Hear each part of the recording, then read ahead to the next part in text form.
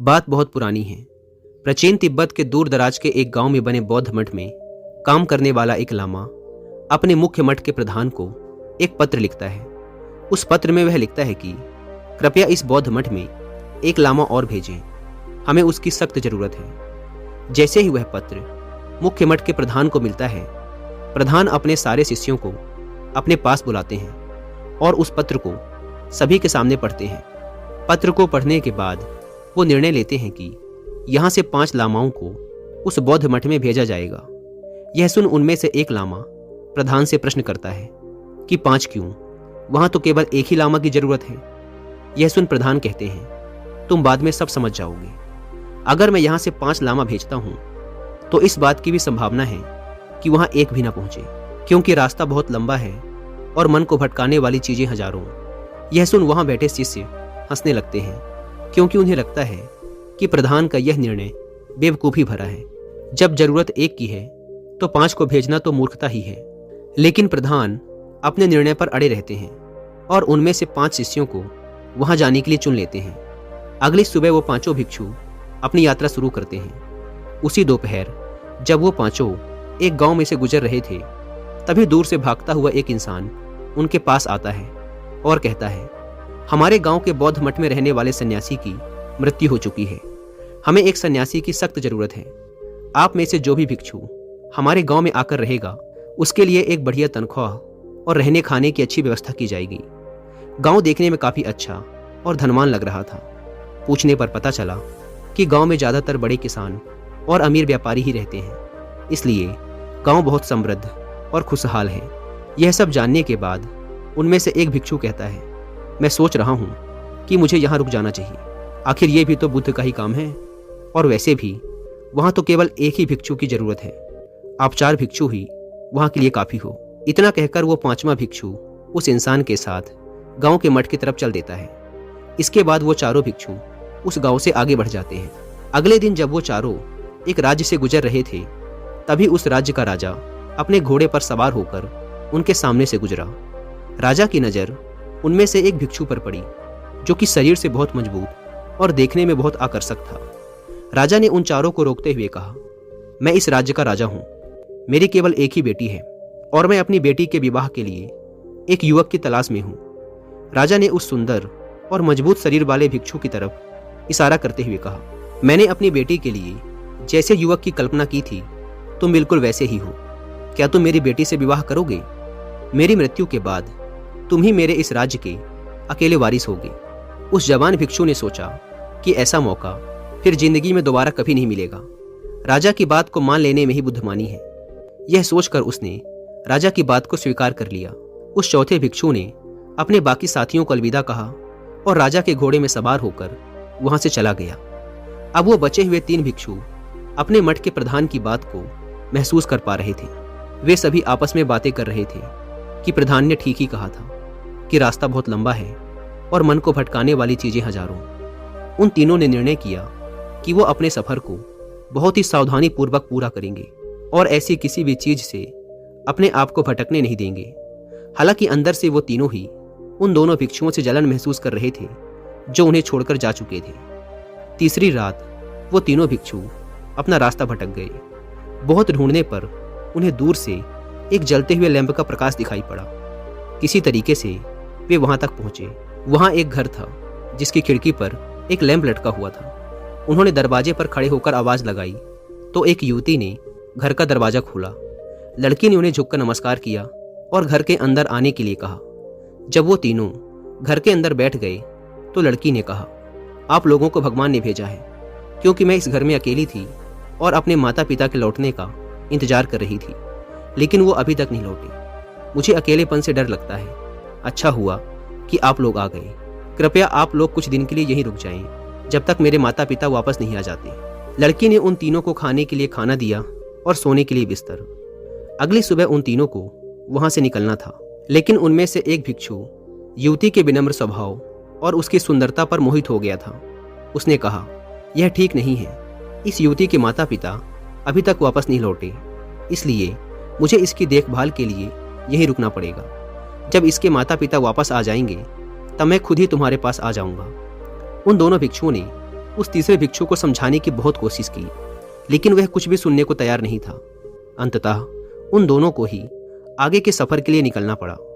अगली सुबह जब वो दोनों एक गांव में से गुजर रहे थे तो एक बड़ी भीड़ ने उन्हें घेर लिया, क्योंकि वह गांव नास्तिक लोगों का था जो किसी भी धर्म में विश्वास नहीं रखते थे। गांव के लोगों ने उन्हें चुनौती दी कि तुम यह सिद्ध करो कि जो भी तुम्हारे बुद्ध ने कहा है वो सब सत्य है। गांव के एक बड़े विद्वान व्यक्ति ने भी उन्हें चुनौती दी कि आओ और मेरे साथ बहस करके यह सिद्ध करो कि तुम्हारे बुद्ध के सिद्धांत सच हैं। उन दोनों में से एक भिक्षु ने गांव वालों की चुनौती को स्वीकार कर लिया। यह देख दूसरे भिक्षु ने समझाते हुए कहा, तुम यह क्या कर रहे हो और ना जाने इस काम में कितना समय लग जाए, हमें जल्दी से उस मठ पर भी तो पहुंचना है। भिक्षु ने उत्तर दिया, इन गांव वालों को समझाने में चाहे मेरी पूरी जिंदगी ही बर्बाद क्यों न हो जाए, लेकिन मैं इनकी इस चुनौती को स्वीकार करूंगा। मैं बुद्ध का शिष्य हूँ और इन लोगों ने मेरे गुरु के सिद्धांत पर सवाल उठाया है, इसलिए मैं इन्हें गलत साबित करके ही रहूंगा। वैसे भी वहां सिर्फ एक ही भिक्षु की जरूरत है, इसलिए तुम जाओ। जब इन गांव वालों को बुद्ध के सिद्धांतों पर यकीन हो जाएगा तब मैं वापस आ जाऊंगा। असल में ये चुनौती बुद्ध को नहीं बल्कि उस भिक्षु के अहंकार को लग गई थी, इसलिए वो वहीं रुक गया और अंततः केवल एक भिक्षु ही अपनी मंजिल तक पहुंच पाया। दोस्तों, अगर हम अपने जीवन में देखें तो हम पाएंगे कि बहुत से लोग अपने लिए बड़े बड़े लक्ष्य निर्धारित करते हैं और फिर उन लक्ष्यों को पूरा करने की कोशिश भी करते हैं, लेकिन उनमें से बहुत ही थोड़े से लोग होते हैं जो अपने लक्ष्यों को पूरा कर पाते हैं। और इसका कारण ये है कि उनमें से ज़्यादातर लोग अपने लक्ष्य प्राप्ति के रास्ते में आने वाली भटकनों से भटक जाते हैं। इसलिए अगर आप एक सफल इंसान बनना चाहते हैं और अपने लक्ष्यों को पूरा करना चाहते हैं तो लक्ष्य प्राप्ति के मार्ग में आने वाली बाधाओं से विचलित होना छोड़ दीजिए, तभी जाकर आप अपनी मनचाही मंजिल को हासिल कर पाएंगे। और अगर आप भी बार बार अपने लिए एक लक्ष्य निर्धारित करते हैं लेकिन लंबे समय तक उस पर काम नहीं कर पाते, आपका मन बार बार भटकता है, आप अपने काम पर फोकस नहीं कर पाते, तो इसमें आपकी हेल्प कर सकती है एक बुक जिसका नाम है द पावर ऑफ फोकस। और अगर आपके पास इस बुक को मार्केट से लाकर पढ़ने का टाइम नहीं है तो आप हिंदी में इस पूरी बुक को सुन भी सकते हैं कुकू एफएम ऐप पर। इस बुक में फोकस को बढ़ाने के बारे में बहुत से तरीके बताए गए हैं जिन्हें अपनाकर आप अपने फोकस को कई गुना तक बढ़ा सकते हैं। और कुकू एफएम को डाउनलोड करके आप ऐसी ही हजारों किताबों को ऑडियो फॉर्म में सुन सकते हैं, वो भी अपनी मनपसंद लैंग्वेज में।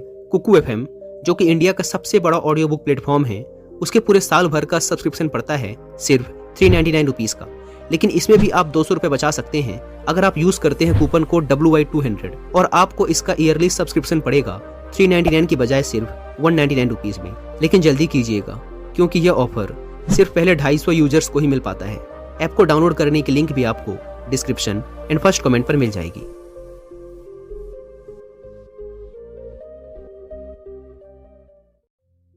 एक बार की बात है, एक शिष्य अपने गुरु का बहुत आदर सम्मान किया करता था। गुरु भी अपने उस शिष्य से बहुत गहरा लगाव रखते थे, लेकिन वह शिष्य स्वभाव से बहुत ज्यादा कामचोर और आलसी था। वह अपने अध्ययन के प्रति बहुत ज्यादा लापरवाह था। वह अक्सर ही आज के कामों को कल पर टाल देता और किसी भी प्रकार की जिम्मेदारी से भागने की कोशिश करता। गुरु अपने शिष्य के इस आलसी स्वभाव को बढ़ता देख बहुत ज्यादा चिंतित रहने लगे। वो चिंतित रहने लगे कि कहीं मेरा शिष्य अपने आलस्य की वजह से जीवन संघर्ष में पराजित ना हो जाए, क्योंकि गुरु जानते थे कि आलस्य में व्यक्ति को निकम्मा बनाने की पूरी सामर्थ्य होती है। ऐसा व्यक्ति बिना कर्म किए ही फल प्राप्त करने के बारे में सोचता है। वह जल्द निर्णय नहीं ले पाता और अगर ले भी लेता है तो उसे कार्यान्वित नहीं कर पाता। यहाँ तक कि ऐसा व्यक्ति अपने आसपास के माहौल व अपने वातावरण के प्रति भी सजग नहीं रहता और ना ही किस्मत से मिलने वाले मौकों का सही फायदा उठा पाता। गुरु ने मन ही मन अपने शिष्य के इस आलसी स्वभाव को खत्म करने की योजना बना ली। एक दिन गुरु ने एक चमकता हुआ सफेद पत्थर शिष्य के हाथों में देते हुए कहा, मैं यह जादुई पत्थर का टुकड़ा 2 दिन के लिए तुम्हें देकर जा रहा हूं। तुम जिस भी लोहे की वस्तु को इस पत्थर से स्पर्श करोगे वह सोने में परिवर्तित हो जाएगी। इन 2 दिनों में तुम जितना चाहो उतना सोना बना सकते हो, लेकिन याद रहे दूसरे दिन सूर्यास्त होने के पश्चात मैं यह जादुई पत्थर तुमसे वापस ले लूंगा।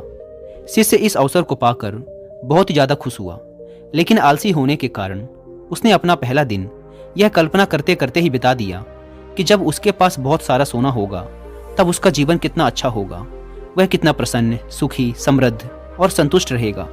उसके पास इतने नौकर चाकर होंगे कि उसे पानी पीने के लिए भी नहीं उठना पड़ेगा। उसने योजना बनाई कि जब उसके पास बहुत सा सोना आ जाएगा तब वह एक बहुत ही आलीशान घर बनवाएगा, जिसके सामने एक बहुत ही आकर्षक बगीचा होगा, जिसमें वह हर शाम घूमा करेगा। अपने लिए एक बहुत ही बढ़िया घोड़ा गाड़ी बनवाएगा, जिसका रथ सोने का बना होगा। बहुत से अंगरक्षक और नौकर रखेगा, उन्हें पूरे दिन आदेश देता रहेगा। यही सब सोचते सोचते वह उस रात सो गया। फिर दूसरे दिन की सुबह जब वह जागा तो उसे अच्छी तरह से याद था कि आज लोहे से सोना बनाने का दूसरा और अंतिम दिन है। उसने अपने मन में पूरे दृढ़ निश्चय के साथ यह संकल्प लिया कि आज वह गुरुजी द्वारा दिए गए जादुई पत्थर का लाभ जरूर उठाएगा। उसने निश्चय किया कि वह बाजार जाकर वहां से लोहे के बड़े बड़े सामान खरीद कर लाएगा और उन्हें सोने में परिवर्तित कर लेगा। दिन बीतता गया, पर वह यही सोचता रहा कि अभी तो बहुत समय है, कभी भी बाजार जाकर सामान ले आऊंगा। यही सोचते सोचते दोपहर हो गई, तो उसने निश्चय किया कि दोपहर का भोजन करने के पश्चात सामान लेने निकलूंगा। पर भोजन करने के बाद उसे आराम करने की आदत थी और उसने बजाय उठ के मेहनत करने के थोड़ी देर आराम करना उचित समझा। लेकिन आलस्य से परिपूर्ण उसका शरीर जल्द ही नींद की गहराइयों में खो गया और जब वो उठा तो सूर्यास्त होने को था। अब वह जल्दी जल्दी बाजार की तरफ भागा, पर रास्ते में ही उसे गुरुजी मिल गए। गुरुजी को आता देख वह भौचक्का खड़ा रहा। जैसे ही गुरुजी उसके पास पहुंचे, वह उनके चरणों में गिर पड़ा और गिड़गिड़ाते हुए उस जादुई पत्थर को एक दिन और अपने पास रखने के लिए भीख मांगने लगा। लेकिन गुरुजी नहीं माने और उस शिष्य का अमीर बनने का सपना चूर चूर हो गया। पर इस घटना की वजह से शिष्य को एक बहुत बड़ी सीख मिल गई। उसे अपने आलस्य पर पछतावा होने लगा। वह समझ गया कि आलस्य उसके जीवन के लिए एक अभिशाप है और उसने प्रण लिया कि अब वो कभी भी अपने काम से जी नहीं चुराएगा और एक कर्मठ, सजग और सक्रिय व्यक्ति बनकर दिखाएगा। दोस्तों, काम को टालना एक आदत है और ये आदत हम खुद डालते हैं। आदतें धागे की तरह होती हैं, जिसकी एक लपेट को आसानी से तोड़ा जा सकता है, लेकिन अगर इसी धागे को कई बार लपेट दिया जाए तो उसे तोड़ना मुश्किल हो जाता है। ठीक इसी प्रकार शुरुआत में ही किसी बुरी आदत को बदलना आसान होता है, लेकिन महीने या साल बीत जाने के बाद उन्हें बदलना बहुत ही मुश्किल हो जाता है। फिर अगर आप अपनी आदतों को बदलना चाहते हैं तो आपको पूरे धैर्य के साथ लंबे समय तक प्रयास करना होगा। इंसान अपनी आदतों का गुलाम होता है। हमारी आदतें ही हमें बनाती और बिगाड़ती हैं। हमारी आदतें कितनी पावरफुल होती हैं और ये कैसे हमें कंट्रोल करती हैं, इसके बारे में और गहराई से जानने के लिए आप कुकू एफएम पर the power of habit book की हिंदी में बुक समरी भी सुन सकते हैं। कुकू एफएम को डाउनलोड करके आप ऐसी ही हजारों किताबों को ऑडियो फॉर्म में सुन सकते हैं, वो भी अपनी मनपसंद लैंग्वेज में। कुकू एफएम, जो कि इंडिया का सबसे बड़ा ऑडियो बुक प्लेटफॉर्म है, उसके पूरे 1 साल का सब्सक्रिप्शन पड़ता है सिर्फ 399 रुपीज़ का। लेकिन इसमें भी आप 200 रुपये बचा सकते हैं अगर आप यूज़ करते हैं कूपन कोड WI200 और आपको ये पड़ेगा सिर्फ 199 रुपीज़ में, वो भी पूरे 1 साल के लिए। लेकिन जल्दी कीजिएगा, क्योंकि यह ऑफर सिर्फ पहले 250 यूजर्स को ही मिल पाता है। ऐप को डाउनलोड करने की लिंक भी आपको डिस्क्रिप्शन एंड फर्स्ट कमेंट पर मिल जाएगी। दोस्तों, अगर हम अपने आसपास देखें तो लगभग हर इंसान को उसके जीवन में कई सारे बड़े मौके जरूर मिलते हैं, लेकिन उनमें से ज़्यादातर लोग अपने आलस्य और मेहनत ना करने की आदत की वजह से उस हाथ आए मौके को गंवा देते हैं और फिर जिंदगी भर पछताते रहते हैं। लेकिन इनमें से भी ज़्यादातर लोग अपनी असफलता और नाकामी के लिए अपनी आलस्य और कामचोरी को जिम्मेदार नहीं मानते, बल्कि वो अपने माता पिता, परिस्थिति, आर्थिक स्थिति, किस्मत इत्यादि को जिम्मेदार ठहराकर अपनी अकर्मता को छुपाने की कोशिश करते हैं। और फिर ऐसे लोग अपनी किस्मत और परिस्थिति को कोसते हुए बिना किसी सफलता और आत्मिक खुशी के इस दुनिया को अलविदा बोल देते हैं। आइए थोड़ा गहराई से समझने की कोशिश करते हैं कि आखिर हम अपने काम को टालते क्यों हैं। क्या आपने कभी YouTube पे कोई कॉमेडी वीडियो देखने के लिए आलस्य किया है, या अपने मनपसंद का खाना खाते वक्त? नहीं ना, आप केवल आलस्य करते हैं जब आप पढ़ाई कर रहे होते हैं या ऑफिस के किसी प्रोजेक्ट पे काम कर रहे होते हैं या फिर घर का कोई काम करना हो। बेसिकली हम सीरियस कामों को लेकर आलस्य करते हैं, जिनको करने में हमें शारीरिक या मानसिक रूप से मेहनत करनी पड़ती है। अब अगर आप काम को टालने से बचना चाहते हो तो इसमें आपकी बहुत ज़्यादा हेल्प करती है काम की डेडलाइंस, काम को पूरा करने का एक निश्चित समय या एक फिक्स डेट। मान लो आप एक ऑफिस वर्कर हैं और आपके बॉस ने आपको एक काम दिया जो आपको कल तक पूरा करके देना ही है। तो हो सकता है कि आप आज का पूरा दिन आलस्य करते हुए बिता दें कि अभी तो पूरा दिन बचा है, लेकिन फिर आप पूरी रात जागकर उस प्रोजेक्ट को पूरा करेंगे, क्योंकि कल आपको वो प्रोजेक्ट देना ही देना है, क्योंकि कल के बाद आपके उस प्रोजेक्ट की कोई अहमियत नहीं रह जाएगी। तो यहाँ आपने उस काम को टालने के बाद भी उसे समय पर पूरा किया, क्योंकि यहाँ आपके सामने एक डेडलाइन थी, एक निश्चित समय था और काम पूरा हो गया। काम को करने के इस तरीके को आप अपनी डेली लाइफ में भी अप्लाई कर सकते हैं कि अगले 1 घंटे या 1 दिन में मुझे इस काम को पूरा करना ही है। ये काम को टालने से बचने का एक बहुत ही अच्छा तरीका है। मैं खुद भी इस तरीके को अपने रोज के कामों को समय पर करने के लिए यूज करता हूँ। दोस्तों, हम जो करना चाहते हैं और हम जो अभी कर रहे हैं, अगर उसमें बहुत ज़्यादा डिफरेंस है तो हमारे अंदर एक लड़ाई शुरू हो जाती है और फिर ये हमारे अंदर तनाव और अशांति पैदा करता है। आलस्य एक ऐसी चीज़ है जिसे इंसान करता तो है, लेकिन इसे करके वो कभी खुश नहीं होता। मान लो आज आपको कोई काम करना था, लेकिन आपके दोस्त आए और बोले, भाई चल घूमने चलते हैं, मज़े करते हैं, और आप उनके साथ घूमने निकल पड़ते हैं। आप पूरे दिन घूमते तो हैं, लेकिन आपके दिमाग में हर समय ये चलता रहेगा कि मुझे आज वो काम करना था, मेरा वो काम छूट गया, और इस विचार की वजह से आप उस पूरे दिन को ठीक से एंजॉय भी नहीं कर पाएंगे। और शाम को जब आप घर वापस आएंगे तो आपके अंदर उस काम को करने को लेकर पहले से भी ज़्यादा तनाव होगा। तो इस तरीके से ना तो आपका काम हो पाया, ना आप एंजॉय कर पाए, और पूरा दिन भी गुजर गया। यहाँ पर सबसे अच्छा तो यही होता कि आप अपनी आलस्य को ना बोलते, पहले अपना काम करते और बाद में घूमने जाते, तो निश्चित रूप से आप ज़्यादा एंजॉय भी कर पाते और तनाव मुक्त भी रहते। आपने एक चीज़ और नोटिस की होगी कि काम को टालने से हमें गिल्टी फील होती है। जब काम को टालने से हमें खुशी नहीं मिलती तो आखिर हम काम को टालते क्यों हैं? इसके पीछे के 5 बड़े कारण हैं। पहला कारण, आपको जो काम करना है और उस काम से जो रिजल्ट मिलेगा, अगर उसके मिलने के चांसेस बहुत कम हैं तो आप उस काम को टालने की कोशिश करेंगे, क्योंकि आपके अंदर उस काम को करने का मोटिवेशन कम हो जाता है। दूसरा कारण, ऐसा काम जो आपकी ज़रूरत से मैच नहीं करता, या फिर आपको वह काम करना पसंद नहीं है, तो आप उस काम को टालते रहेंगे। काम को टालने का तीसरा कारण, अगर आपके लिए वो काम जरूरी नहीं है या फिर उसको करने का कोई बड़ा कारण नहीं है, तो आप उस काम को टालते रहेंगे। चौथा कारण, अगर हमें किसी काम को करने का फायदा तुरंत मिल जाता है तो हम उस काम को करने में ज़्यादा उत्साहित होंगे, बजाय उस काम को करने में जिसके फायदे हमें बहुत लंबे समय बाद मिलेंगे, और फिर हम ऐसे कामों को टालने की कोशिश करते रहते हैं। पांचवा कारण, असफलता का डर। अगर किसी काम में हमारे फेल होने के चांसेस ज़्यादा हैं, तब भी हम उस काम को टालने की कोशिश करते रहते हैं। अब प्रश्न ये उठता है कि काम को टालने की इस आदत से कैसे बचा जाए। देखिए, अगर आपको किसी काम को करने में ये 4 चीज़ें मिल रही हैं तो आप उस काम को हर हाल में करेंगे। पहला, मन चाहे परिणाम। दूसरा, उस काम में आपके सफल होने की पूरी संभावना है। तीसरा, अभी जो फायदा हो रहा है उस काम को करने के बाद आपको ज़्यादा फायदा होने लग जाएगा। और चौथा, जब काम का रिजल्ट तुरंत मिल जाता है या फिर काम के खत्म होते ही आपको प्रॉफिट हो जाता है। अब बात करते हैं सॉल्यूशन पे कि काम को टालने की आदत से कैसे बचें। तो इसके लिए आप सबसे पहले एक पेन और कागज लीजिए और खुद से पूछिए और लिखिए कि आखिर मैं काम को क्यों टाल रहा हूँ। ऐसा करने से आपको कारण पता चल जाएगा कि आखिर आप काम को टाल किस वजह से रहे हैं, और कारण पता चलते ही आपकी आधी समस्या यहीं समाप्त हो जाएगी। जैसे कि अगर आप एक ऑफिस वर्कर हैं और आप काम को इसलिए टाल रहे हैं क्योंकि आपके अंदर अपने काम को लेकर मोटिवेशन नहीं है, आप उसे पसंद नहीं करते, या फिर ये सोचते हैं कि मैं कौन सा इतना बड़ा काम कर रहा हूँ, कंपनी का काम तो मेरे काम के बिना भी चल ही रहा है, तो कागज पर लिखिए कि अगर आपको जॉब से निकाल दिया गया, आप जॉबलेस हो गए, तो क्या होगा, कितनी मुसीबतें खड़ी हो जाएंगी आपके सामने। अगर आप कोई स्टूडेंट हैं और पढ़ाई को सिर्फ इसलिए टालते रहते हैं क्योंकि आपको पता है कि आपकी फर्स्ट रैंक नहीं आ सकती, आप पढ़ाई में बहुत अच्छा नहीं कर सकते, तो फिर आप कोई ऐसा काम कीजिए जिसमें आप कॉन्फिडेंट हैं कि आप बहुत अच्छा कर सकते हैं, उसमें अपना नाम बना सकते हैं। अगर आप किसी बड़े एग्जाम की तैयारी कर रहे हैं और आपका रिवॉर्ड आपको 1-2 साल बाद जाकर मिलने वाला है, तो अपने काम को छोटे छोटे स्टेप्स में डिवाइड कीजिए और हर एक स्टेप कंप्लीट होने के बाद खुद को रिवॉर्ड दीजिए। इससे आप अपने काम के प्रति लगातार मोटिवेट रह पाएंगे। अगर आप काम को सिर्फ इसलिए टाल रहे हो या फिर कोई बड़ा डिसीजन सिर्फ इसलिए नहीं ले पा रहे हो कि कहीं उस काम में आप फेल ना हो जाओ, उसमें असफल ना हो जाओ, तो एक बात हमेशा याद रखो, असफल होने से ज़्यादा बड़ा गुनाह प्रयास ना करना है। क्योंकि अगर आज आप प्रयास नहीं करते हो तो ज़िंदगी भर के लिए आपके अंदर एक पछतावा रह जाएगा कि काश मैंने एक प्रयास कर लिया होता।